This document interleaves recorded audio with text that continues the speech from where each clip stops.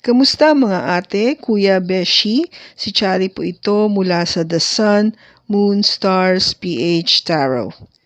Ipapaalam ko lang po na ito po ay isang general read o pangkahalatang pagbabasa at maaring hindi lahat ay magtugma sa inyong sitwasyon. I-check din nyo ang inyong Moon, Rising at Venus sign. Baka doon mas tumugma ang read para sa inyo. At kung ang mensahe ay tama sa inyo, paki-like lang po at mag-subscribe kung hindi pa ninyo ito ginagawa. Okay, mag-umpisa na po tayo. Hello po mga ate, kuya, beshies. Kamusta na po kayo? Dito po ulit ako si Chari para gumawa ng another reading, and this is for the sign of Capricorn, Sun, Moon, Rising, and Venus. And of course, welcome po yung mga cross-watchers ni Capi at yung mga bago po nating mga viewers. Ngayon po, ang gagawin natin ay isang pangkalatang pagbasa para po sa buong 2024 dahil meron po nag-request po sa atin na gawin ito. Umpisan ko po siya ng para po sa career and money at susunod po yung love. So, per quarter ko po siya gagawin sa paggawa ng pagbasa. Pero mag-umpisa muna ho tayo ngayon sa isang pangkalatan na mensahe para sa iyo sa 2024, Capricorn.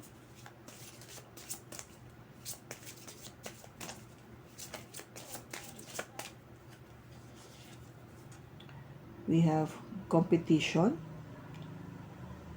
summon courage and self-confidence.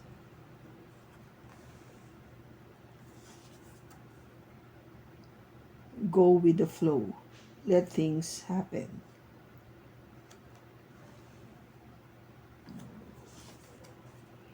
And cheer up. Live in the moment.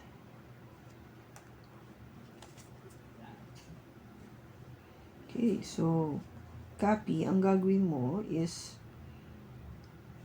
for this year, mag-focus ka daw sa kung paano dapat mag-flow yung life, no? Yung career mo o yung buhay mo in general. Magpabayaan mo lang siya kasi huwag mong kontrolin. In other words, don't be too controlling. Let it flow. No? Just kung ba sumabay ka sa agos. Dahil may mga kompetisyon. Lahat naman tayo meron tayong kompetisyon.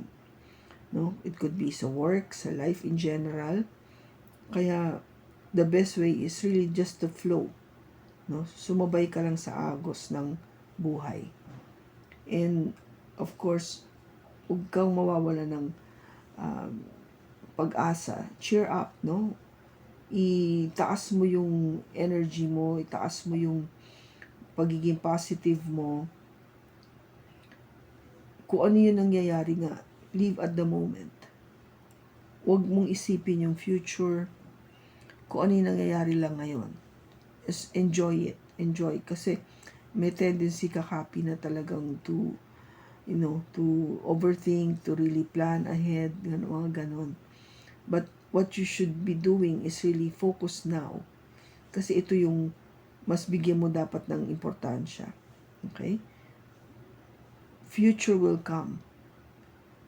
But wag mo muna siyang isipin. Isipin mo yung nangyayari sa'yo ngayon. So that is the message. Okay? Now, tignan natin sa tarot yung 2024.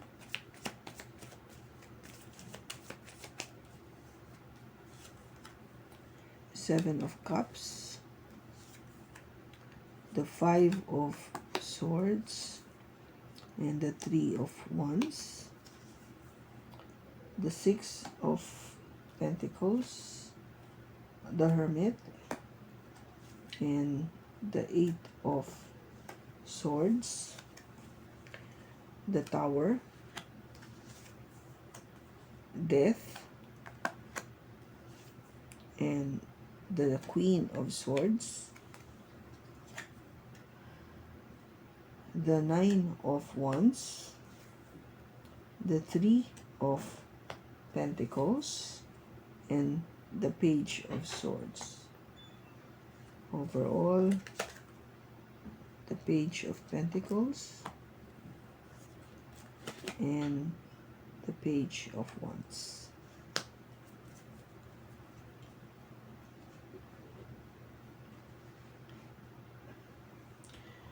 Copy, ang sinasabi dito, okay, first quarter mo. Okay, first quarter, January, February, March. Yung itong January mo, you are getting confused, no? Marami kang iniisip. As always. Iniisip mo kung ano nang gagawin mo. Ano pa mga dapat mong gawin. In terms of your career, your work. Iniisip mo kasi ano pa yung hindi ko pa nagagawa. Ano kaya yung ito naman yung pasukan ko, trabaho. Ito yung gawin kong parang i-shift ko yung career ko sa ganito. O ito yung maging parang sideline ko. No? Ganun yung naiisip mo ngayon eh. So, kakaisip mo ng ganun, naku-confuse ka, naguguluhan ka. Hindi ka makadecide. Ano na bang next plan? Ano next move? Kaya, pakiwari mo kasi ginagawa mo to kasi para nga mawala yung competition. No? Competition. This one. This is a card of competition. The Five of Swords. Nakita mo dito, you're trying to make sure yung mga kalaban mo, walang armas, talo. In other words, ikaw yung tagumpay. Ikaw yung mananalo. Yun yung gusto mong mangyari. You're trying to make sure na makita nila how confident you are, no? Kung gaano kang katapang. Pagdating sa competition, hindi ka umuurong, lumalabang ka talaga. Pinakikita mo yung galing mo. Kaya ikaw, itong January, isip ka ng isip na ano pa yung pwede kong gawin na hindi pa nagagawa ng kalaban ko. Para for me to excel. So that people will see me differently. Now, ito yun eh. Tumitingin ka sa future mo. You're really looking into your future. Which is yung sabi nga sa'yo dito, you don't have to do this. Not now. No? First quarter mo is wala kang iniisip kung hindi talagang makaangat, mas maiba, to be ahead of your competition. Why? Why? Because you're thinking of your future. But it says here to go with the flow and live with the moment. Ibig sabihin, huwag mo munang iniintindihin yung future mo. Isipin mo muna ngayon para hindi ka nagugulo. Diba? Capricorn, huwag masyadong mag-pull back ka. Mag-pull back ka ng yung energy. Hindi ko naman sinasabing masama yon, di ba? But what I'm saying is, may reason kung bakit lumalabas ito. May reason si God kung bakit sinasabi niya ito sa'yo ngayon. For you to pull back. Okay? Maybe there's something that you need to understand kung bakit pinapaganon sa'yo. Or baka may reason behind before or after nito. No? We'll see kung makikita natin ngayon sa reading. But what is happening, no, mangyayari at the second quarter is kasi nga kailangan reciprocated yung pagbibigay mo eh. The way you be giving out should be also the one that you should be receiving back. Diba? Dapat ganun lang. Kung yung binigay mo, dapat yung matanggap mo. Which is what you gonna happen pagdating ng April. Okay lang yung takbo ng career. And it is really keeping yourself, secluded from everybody with the hermit energy. Na kung ba parang you are really wanting to be on your own for a while. Gusto mo munang mag-isip, maging, maybe to rejuvenate. Kasi nga, you've been working very hard. Pag nag-iisa ka kasi, di ba, parang nako-contain mo yung energy mo. Kasi ikaw lang naman eh. You don't need to give out so much. You don't need to parang excel o i-ano mo yung energy mo. Ipakita yung energy na yan. Kung ba na nako-contain mo siya eh, na nagagamit mo lang yung kailangan mong gamiting energy to yourself. There's nobody else na nangangailangan ng energy mong yon. So, it is also good once in a while to be on your own. And to be, kung ba parang keeping yourself secluded nga from the rest. Kasi ito yung time na parang nagpapalakas ka ulit eh. And you will be doing this at the second quarter of the year.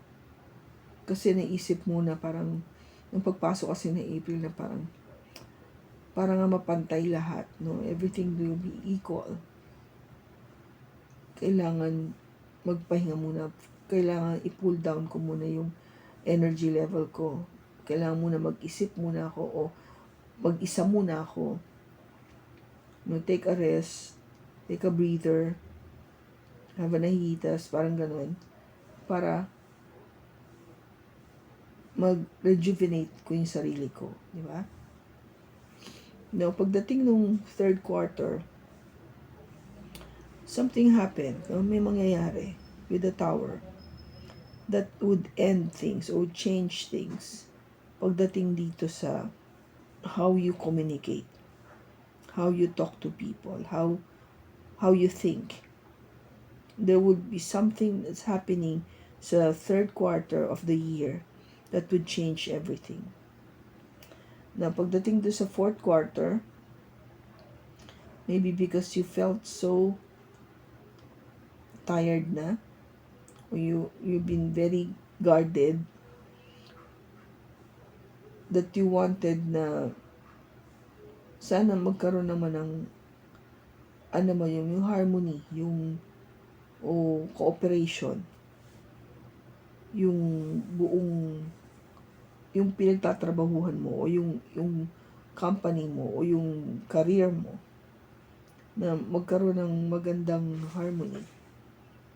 Kasi that is what you wanted to find out, yung truth na yon, yung mailabas yung katotohanan na yon, o yung pinag-aaralan mo para mailabas yung katotohanan na yon. And that's what you've been looking for that Page of Swords, yung energy na yun na mailabas mo yung true communication, yung sana magkaroon ng magandang cooperation or in harmony tayo lahat. I think that's what you've been trying to look for. Maybe because yung feeling mo na parang hindi nag-work ng maayos yung trabaho, yung work o yung paano natin ine-execute yung ating day-to-day task natin sa office. Kasi nga, diba, nag-start ka na, ano pa ba yung dapat kong gawin para matalo ko itong mga kalaban ko sa trabaho. Kasi nga, iniisip mo yung future mo eh. You wanted to hit your goals, no? Maybe eventually you wanted to be promoted o tumaas yung sweldo, di ba? O malipat sa isang mas maganda department o maging manager, something like that, no? Kaya talagang nagpupursigi ka first quarter. Second quarter, I think you na-feel mo na talagang parang hindi pantay eh. Hindi talaga. Things are not being done fairly to you. Kaya kung gaba parang you keep yourself parang secluded in a way, o nag-iisip ka, o you're trying to keep yourself parang yung iniisip mong mabuti na parang tama pa ba to yung nangyayari ngayon, nakikita ko kasi parang hindi ganun eh. Hindi yun yung nakikita ko or hindi ito yung nangyayari. As if people are being asked to not mind at all. Huwag mo nang i-mind yung dapat mong makita, di ba? Magpikit mata ka na lang. Parang ganun yung lumalabas eh. Wherein you already have that realization o kung ba parang uh, nakita mo na yung truth na yon, yung katotohanan na yon, pero ayaw nilang, parang they refuse to discuss about it or for you to talk about it. Parang ganun eh, yung dating. So, in other words, may issue dito sa second quarter na gusto mong ma-solve. May issue sa inyong workplace na gusto mong ma-solve. And we have to verify kasi kung bakit yung andito yung sa but anong nangyari no third quarter? Something shocking na hindi mo na-expect na nagkaroon ng pagbabago pagdating sa pag-iisip. The way you think, it changes everything. Maybe because of what the result of this third or second quarter, na parang, inalam mo na yung katotohanan, and yet, maybe management is asking you to just don't mind it at all. Huwag mo na lang pansinin. Parang ganun yung dating eh, di ba? Kaya ikaw, kung you're getting tired, kasi you cannot find that harmony in that company. Hindi mo makita yung magandang uh, hindi mo makita yung magandang pagtatrabaho, pagko-cooperate ng mga tao. In other words, parang walang cooperation o wala talagang cooperation yung workplace o yung company na yon in itself. And that is the truth that you wanted to expose or say sa mga kasama mo.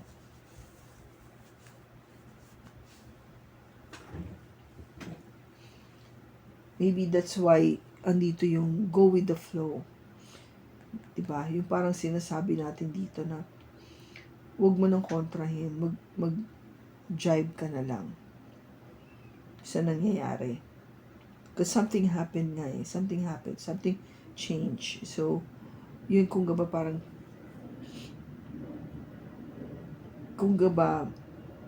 just live with the moment. That's what they're trying to say. Live with the moment. Kung ito yung nangyayari ngayon, sakyan mo lang muna. Maybe this is not the time to be, so verbal about this. Kasi yung pinaka-message dito is all about messages, no? Page of Pentacles and the Page of Wands. They're both messengers, no? Tigahatid ng balita. So kung gabay overall energy is huwag mo munang ihatid yung balita na yon. Hold on to it muna. I think this is what they're trying to say. Kasi you have to live with the moment. Kasi pages are just, small messages na tigadala ng balita. Hindi pa sila yung bagito pa kung gaba. Huwag mong palakihin. In other words, don't make it big. Yung message na yon. Kasi page din to eh, no? Page of telling the truth. Huwag mo nang palakihin. Just go with the flow. I think that's what they're saying here. Kasi nga diba, with the Eight of Swords, sinasabi sila, don't mind them. Huwag mo bigyan ng pansin. Don't give energy to this. Don't overanalyze. Okay? I think that's what's happening with your work and your career. So, something na maybe for the whole year, you were, parang into really doing everything you wanted to do, papakita na mas I can do other things pa, because you feel that there is competition sa trabaho and you wanted to make sure that your future is really bright. Pero ang nangyayari nga, I think you will see na there is no reciprocity o na-analyze mo na parang wala namang I need equal give and take. Pero kung parang hindi nila pinapakita yon, no, everything is being overlooked sa equal give and take na yan. Because something happened that is not truly unexpected, that change everything, especially the way you think. Kaya kung gaba parang the message that you are receiving right now to have that particular cooperation or harmony sa workplace na to, just keep it muna to yourself and go with the flow. Okay, so clear yan yung pagdating sa money and career. Now pagdating sa love life, Capricorn, ang first quarter mo is confusing again kasi you feel that there are, kung gaba parang you are not in good terms with your person. That's why you are parang trying to see what's gonna happen sa future. Kasi meron kayong, kung gaba parang minor disagreements, no? Kaya you are really thinking of the future, kung ano na mangyayari. That's your first quarter. Marami ka kasing, in other words, the first quarter of the year is not really bright or happy at all. There will be some problems na may encounter mo dito. Second quarter is, you've been thinking na, bakit yung relationship namin hindi pantay? Ba't parang ako lang nang ako bibigay ako lang na ako nagbibigay, no? That's what you're thinking, Capricorn. With the Hermit. Kaya kung gaba parang, am I just here to, parang wag ko na lang pansinin? Ganun na lang ba talaga? So, andito ka sa na parang nananawa ka na-analyze mo na you wanted an equal give and take relationship. Naisip mo, pero parang nangyayari, pinipikit mo na lang yung mata mo sa totoong nangyayari. And this is, parang nag-overflow yung energy na to sa first quarter dito sa second quarter na still, the love life is not so well, no? Hindi maganda. Now, pagdating dito sa third quarter, something really happened na talagang magbabago that would change everything pagdating sa pag-iisip mo. I keep saying that. I will verify natin to. Because at the third quarter, you get tired, no? Napagod ka na dahil walang harmony. Hindi kayo mag-cooperate. Walang cooperation. And you wanted to tell that already. That is your message to your person. No? Yung message na pararating mo sa kanya. So, tingnan natin. Bakit andito yung 7 of Cups? Bakit andito yung 7 of Cups?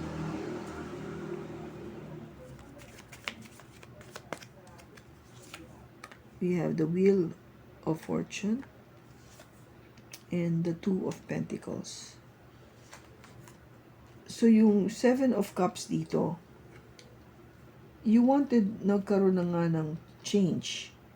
Kasi, medyo hirap ka na Hirap ka na to balance things, no, with your person.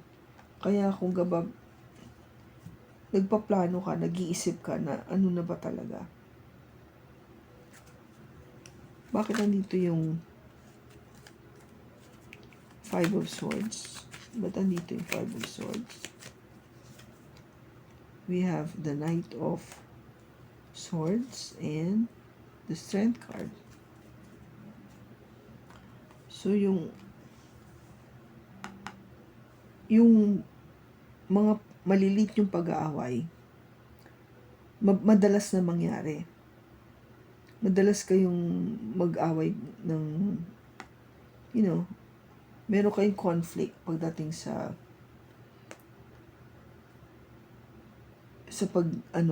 pagbibigay ng, yung kung gaba yung encouragement, no? Meron kayong pag-aaway pagdating sa pagbibigay ng encouragement kung ano na yung gagawin ng isa, maybe you, Capricorn, needs that encouragement, no? From your person. Hindi, sige, tama yan, gawin mo yan. Alam mo yon, yung support ba na, o kaya marinig mo do sa person mo na at least yung ginawa ko is merong nagsasang-ayon sa ginawa ko na tama. May nagsisecond emotion na nagsasabi, oo, tama yung ginawa mo. I think that is what the fight starts, kasi yung mga mini fights nyo, kasi walang walang ganon. Yung naghahanap ka ng encouragement, but kung gawa mabilis yung pag-aano na parang hindi yung pagbabago na to,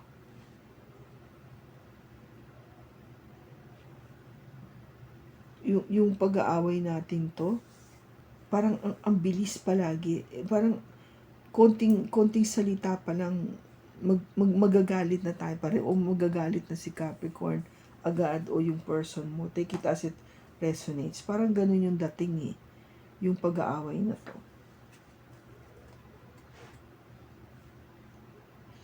No, but bakit andito yung Hermit?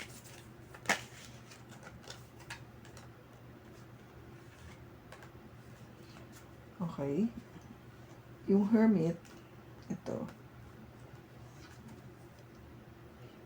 Kinlarify ko ba't andyan siya. Naiisip mo na, mas mabuti siguro kung single na lang ako. Wala pa akong regrets. Kesa may kasama ako. I'm better off being single. Wala akong regrets. Bakit andito yung 8 of Swords?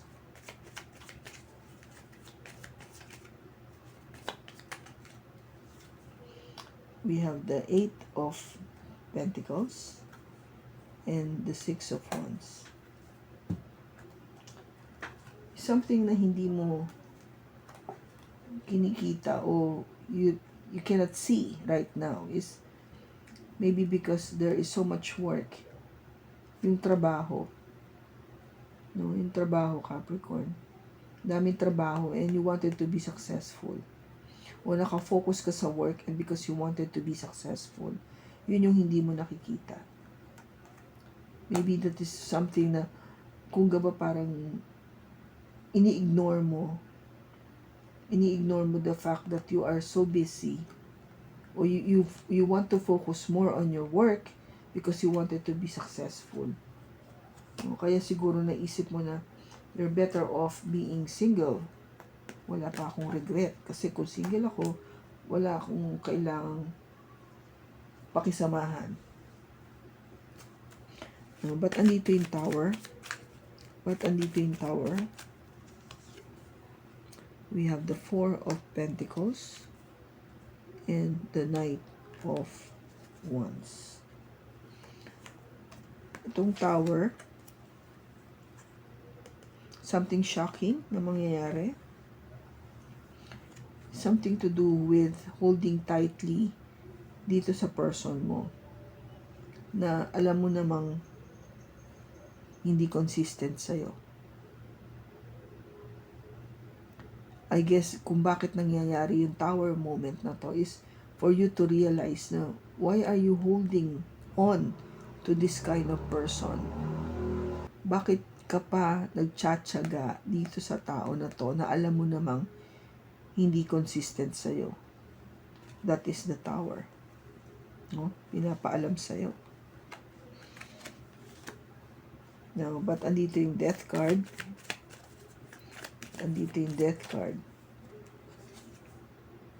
We have the King of Cups and the Knight of Cups. So, what needs to change, no? Yung Death card, energy come from Scorpio. What needs to change? Ang kailangan babago is yung magiging ka-partner mo in life, your love life, yung person na mag-offer ng tunay na pag-ibig sa'yo, that needs to change. Yun yung kailangan mong mapaltan o baguhin. Sabihin,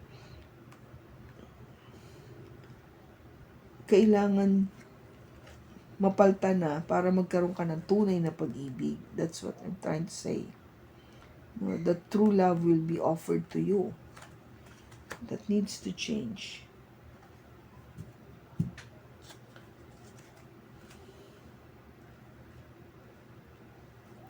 Pata dito yung Page of Swords. We have the Ten of Swords and the Two of Wands. Yung kailangan niyang message na sabihin sa'yo, sa person mo, copy. That there is an ending. Natapos na. Ayoko na. I'm done. Because that was my decision.